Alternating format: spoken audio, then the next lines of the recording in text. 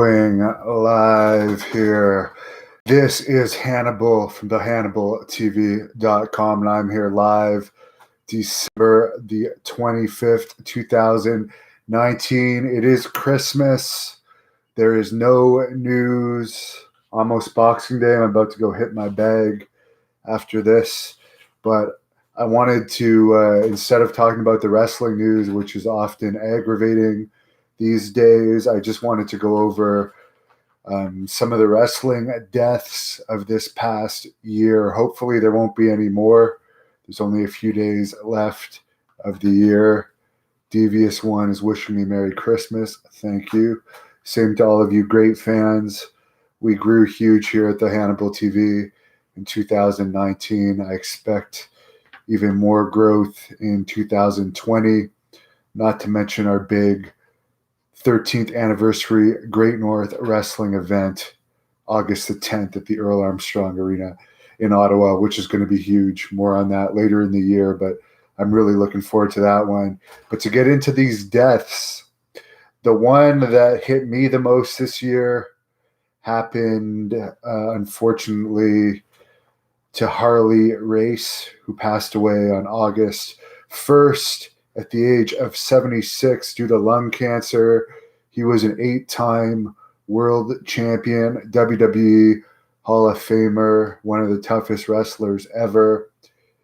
Anyone that's had contact with Harley Race, I usually ask them about Harley Race because he is a great guy. I attended 2 of his camps, one in 2008 and another in, I think it was 2015. And it was an amazing time hanging out with him, getting advice from him. And I even got to do a little interview with him at the 2015 camp, which many of you have seen. It's up here on the Hannibal TV. I'll answer a few of your questions as I go along here. Crocodile Python says, the Tank Abbott, was he ever part of this channel? Yes. I did a full career shoot interview with him that's up free here, as well as a long Skype interview with him that's also up free. So search up Tank Abbott, the Hannibal TV. Rick Titan is another guy that passed away. I guess it was announced around September 20th, 2019. I'm not sure if that was the exact date. I have heard through people in Calgary that unfortunately it appears that that was a suicide.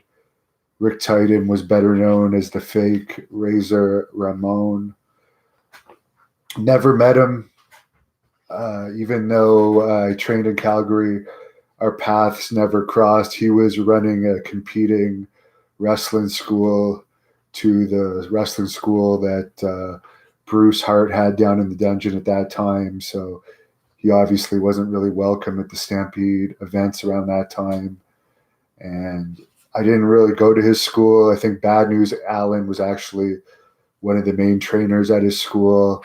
And one of the most successful guy he trained was Jinder Mahal, who ended up, after Rick Titan folded his little promotion, Jinder Mahal came to Stampede Wrestling.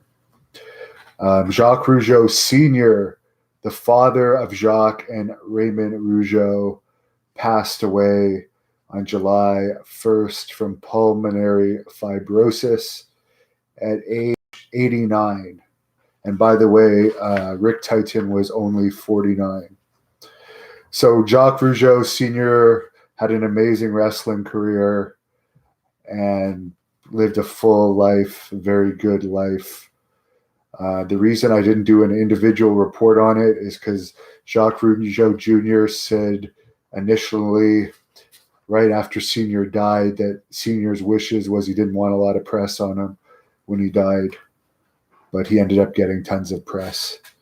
Malafe tips me $2 and says, thanks for all the great interviews. Thank you. Alan Starr, how did I manage to get the interview with Billy Jack Haynes? It's up here free now.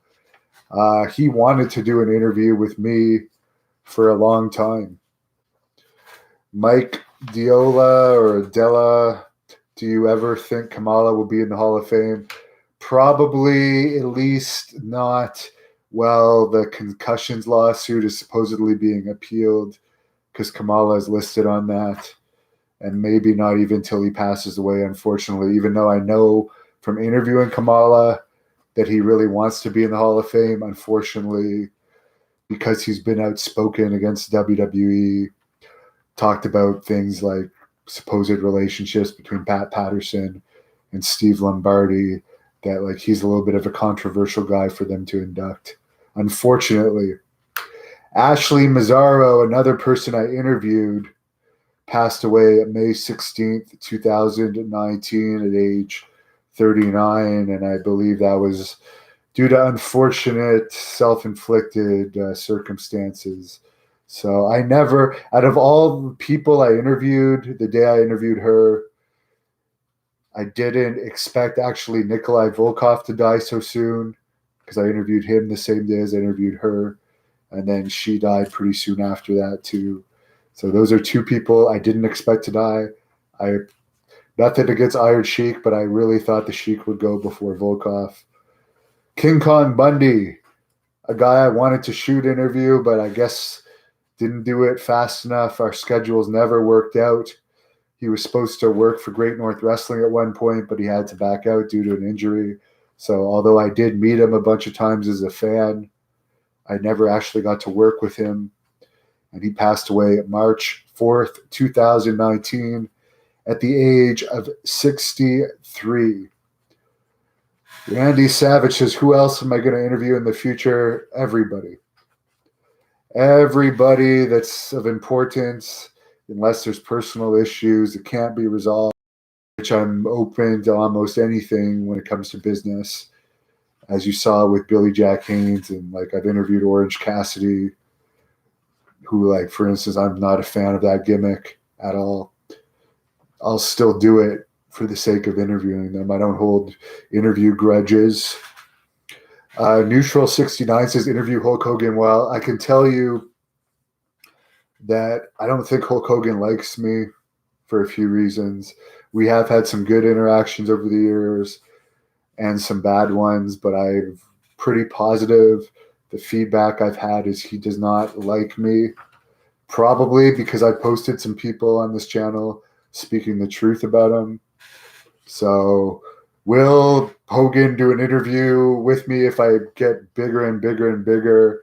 Yes, of course, but I wouldn't expect it anytime soon, especially since he's back on good terms with WWE. Is Sonny out of jail yet? Jimmy Fopiano is saying, or Fopilano. I'm going to look into that. I'm actually going to do a video related to that in the next few days, and I will answer your questions, sir. Crocodile Python, would I ever interview Vince McMahon? Yes. He's on the top of my list of people I'd love to interview. Can I interview the realest champion of all time, Iron Sheik? Doofenson Jackson is asking me. He agreed to do an interview with me once. There is a podcast with him on this channel, but it was a Wade Keller podcast that they allowed me to tape. You could search that up. He has mellowed out in his old age. I don't think he's on drugs anymore other than prescribed drugs. But he agreed to do an interview with me a few years ago, and his agents like literally stepped in between us and kiboshed it.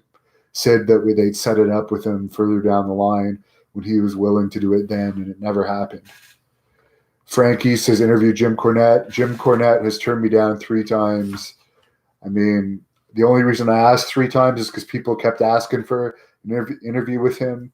But the response I got back is he only wants to do stuff for his own channel these days. Whatever happened to the Buff Bagwell interview? Someone's asking me what happened to it. There was a dipshit loser promoter that canceled a show that he was supposed to be on. He didn't have enough money to put on the show, canceled the show. So that interview is delayed until further notice. Interview Goldberg. Guys, Goldberg is a multi-millionaire. He will not do an interview with me anytime soon unless it's a short one and I happen to run into him at a convention and it's somebody nice that brought him there. But I would love to interview Goldberg, but I can't see it happening in the immediate future. I would almost see Batista would be more open to it than Goldberg because I have more mutual friends with Batista than I do with Goldberg. The Destroyer, Dick Beyer, who I have interviewed not too long ago, one of my first interviews. He's a Japanese wrestling legend from Buffalo, New York. He died March 7, 2019, at the age of 88. Pedro Morales, wrestling legend, former WWE champion, passed away at 76, February 12th, 2019. Les Thornton, who had a bit of a hand in my training and actually got me my first tryouts with WWE, was a Stampede Wrestling legend, had a lot of matches in WWE. He passed away on February 1st at the age of 84. And he didn't have a funeral, but he Calgary Humane Society. So if anyone was a fan of Les Thornton listening to this, donate to the Calgary Humane Society in his memory. Stephen McBride, are you doing boxing crossover? I have interviewed Larry Holmes, many top boxers, Evander Holyfield, Michael Spinks, Ray Mercer, George Chavallo. I love boxing myself. I'm not planning on jumping into that, although I will probably have a few more real combat, like not real, but how should I say, highly competitive combat matches before my best health years end, whether it's kickboxing, boxing, or MMA. But this is mostly a wrestling channel, but yes, we do boxing interviews, MMA interviews, some UFO and paranormal interviews. Back to the Deaths, Max Muscle, who many of you know that were WCW fans, died on June 27, 2019 at age 56. He was a massive bodybuilder type. He was DDP's sidekick for a long time. Heavy Metal for Life, Bret Hart interview 2020. People literally ask me every day about a Bret Hart interview. One of his brothers, Ross Hart, tried to set it up. He said he doesn't want to do shoot interviews anymore. I don't blame him because he seems to get a lot of heat whenever he does shoot interviews. But if you guys want to see him do an interview with me, tweet it to Bret Hart. Maybe he'll reconsider. Maybe if he gets enough feedback or enough annoyance of people asking to do an interview with Hannibal, he'll do it. But as of right now, the answer that I received from his brother, one of my trainers, Ross Hart, was that he does not want to do any more shoot interviews. Why would he? He's a multimillionaire. Why do small-time shoot interviews?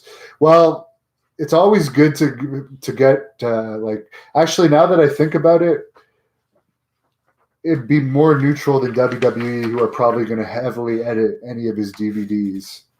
If he just wants to get his history unedited out there, pretty straightforward, it might be a good idea to do one with me. He could get it all off his chest.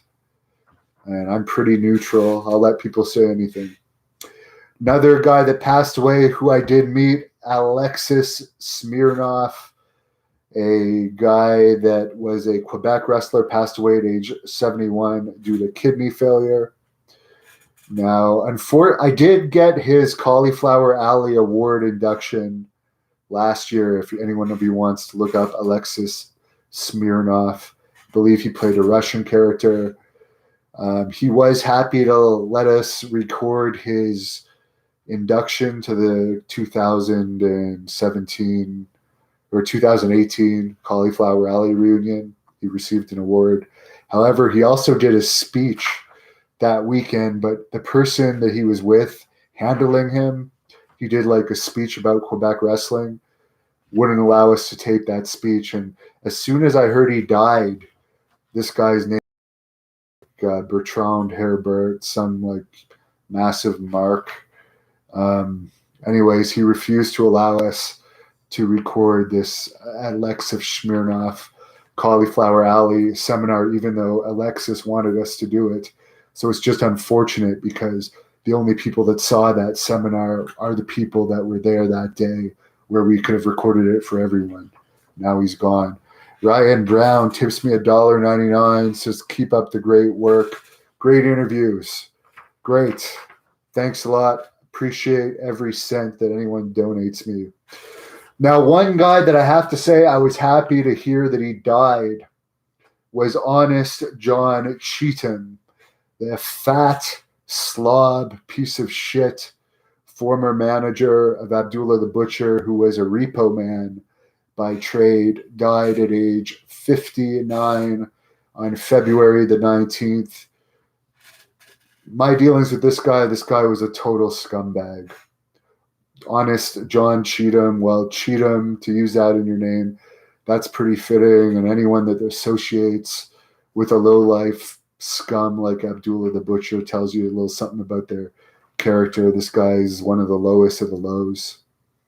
Total piece of crap. Now, anyone that wants to know more about that, just search up Abdullah the Butcher Hannibal. I won 2 court cases against him.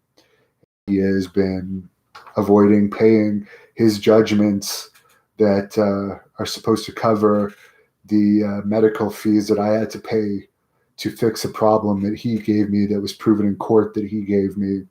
And he also cost me my WWE contract, which, you know what, wrestling could have been a totally different landscape right now if he hadn't screwed me over and caused me to fail the medical at that time. So no respect at all for him. And as I said, happy his manager died. Silver King, the Mexican star, passed away May 11th, 2019. I seem to recall he died in the ring over in Europe at age 51. Sorry to hear about that. I remember him from WCW. Frank E., it's not Repo Man that died. It's Honest John Cheatham, some loser. You probably never heard of him. He used to manage Abdullah the Butcher. The real Repo Man, Barry Darso, is still alive. One guy I didn't know, but I had a few friends that knew him, Lionheart, Adrian, McCallum.